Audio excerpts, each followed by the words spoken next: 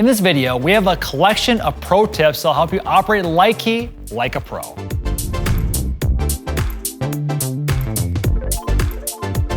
One of the most simple yet effective things you can do with LightKey is to customize your preview window.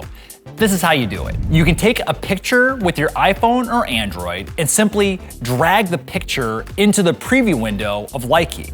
I will click on the edit button on the very top of my screen. I will now drag my picture of my sanctuary stage into the preview window like so.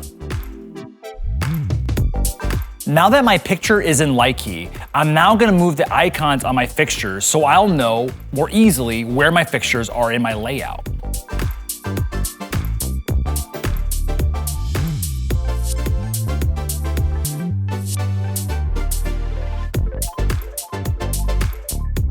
Now that my picture is in place, it's gonna be a lot easier for my volunteer team to understand where the fixtures are at in our sanctuary and also get a better feel for what they look like if they're programming offline.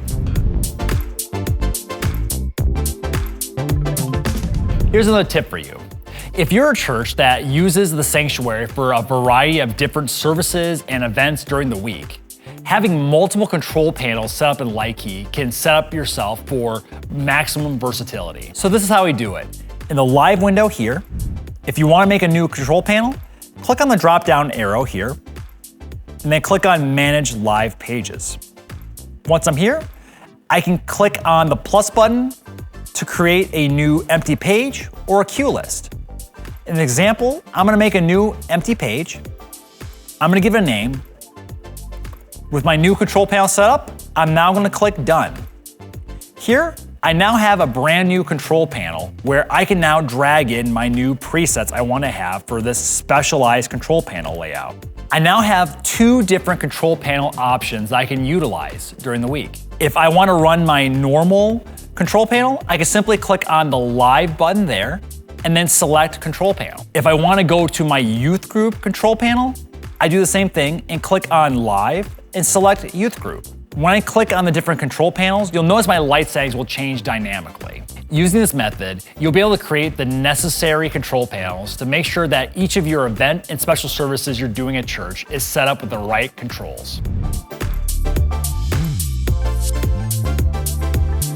Did you know, similar to ProPresenter, how you're able to make a library of songs within the database, you can make a database of lighting presets in LightKey? This is how you quickly duplicate and edit presets.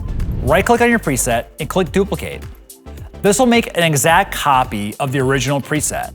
You'll notice that the yellow highlight here is indicating that I'm in edit mode. Now all I gotta do is simply select my desired lights I wanna work with, update the color, like so. Now, all I gotta do is click Update to save my new preset. I now have a Look 3 that's been created quickly. Make sure you create for yourself folders to help keep yourself organized. To make new folders in your preset window, go ahead and right-click in the preset window and click on New Group. Once you create a new folder or group, you can now give it a name. You can simply then drag your presets into the folder to keep things nice and tidy. Using this method, you can create yourself a large database of songs that you can easily pull in per week.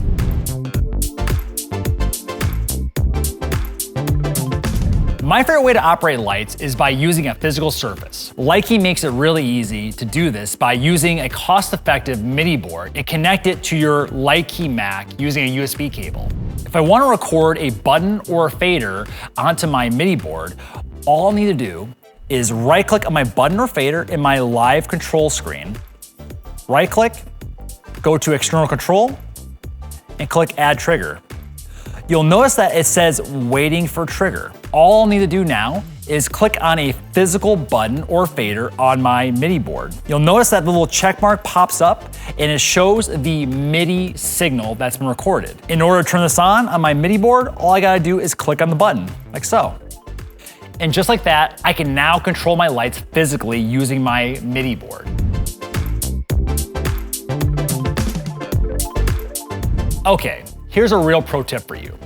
Export and have your patch list readily available in case you need it for troubleshooting. There's nothing more annoying than trying to figure out how your lights are patched and having to run back and forth from your computer into your stage. Have your patch list saved as a PDF, or better yet, have it printed off in your tech booth, so that way if you need to go confirm what your DMX addresses are, you can simply walk up and be able to read off the list and know exactly how it's set up in LightKey. In order to export your patch list, simply click on the Manage Fixtures button on the top left of your window, navigate to the right-hand side, and click on the printer icon on the top right. You'll have the option to print to your printer that's connected to your laptop or Mac. You can then click on the printer icon to choose which printer you want to go to, or you could save it as a PDF. Trust me, you'll want to have this easily accessible in your tech booth to make it easier for your volunteer team to be able to troubleshoot issues on the stage if it's ever needed. If you're wanting to speed up your workflow, do this. Copy values from fixture to fixture to help save yourself valuable time as you're programming lights at your church. In this example, I'm going to want to copy color values from fixture to fixture.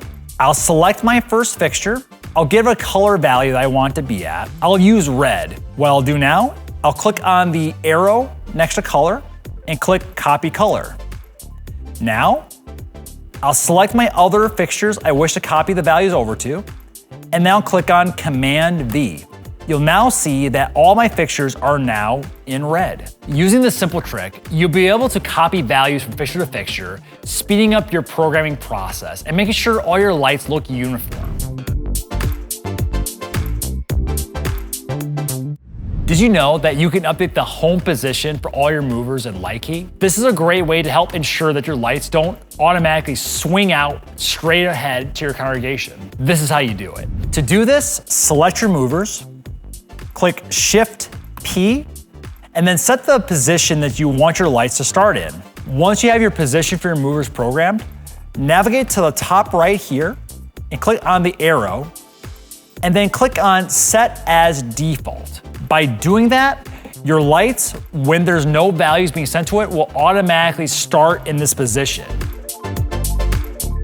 We hope you found this video helpful. Leave a comment below and let us know how you are using these LightKey tips at your churches. From all of us here at Pro Church Lights, we are here to help you love your lights.